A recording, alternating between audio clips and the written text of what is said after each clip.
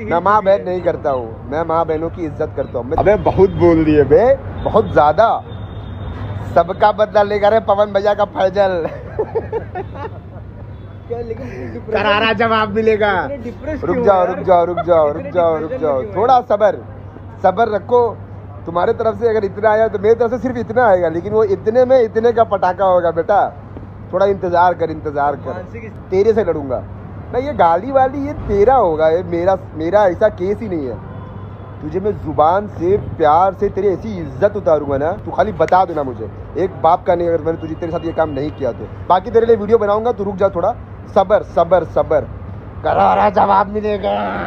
सुन ना विशलवा, भोरे के लाइव देख लिए। अब तू कोनो के कुछो बोल, हम ना बोलत नहीं। हमर नंबर शेयर करत रे, तो ते असल बाप के बेटा बारे, तो हमरा से मिल ले, फरिया ले। हम केहू के बाप के डरवा से लाइव आके बोलिए का हमर अपन विचार ई रलक ह।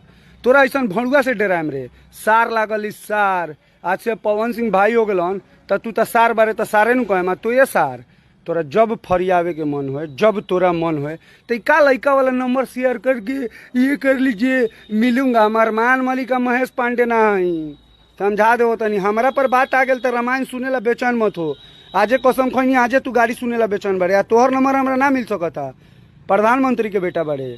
तोरो नंबर शेयर करे में टाइम ना लगी हमरा, तो समझा दे। तनी हमरा उंगली मत कर।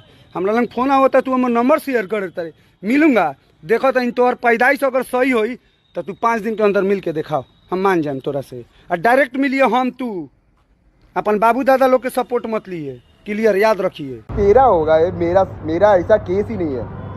तुझे मैं जुबान से प्यार से तेरी ऐसी इज्जत उतारूंगा ना, तू खाली बता देना मुझे। एक बाप का नहीं, अगर मैंने तुझे तेरे साथ ये काम नहीं किया तो। बाकी तेरे लिए वीडियो बनाऊंगा, तू रुक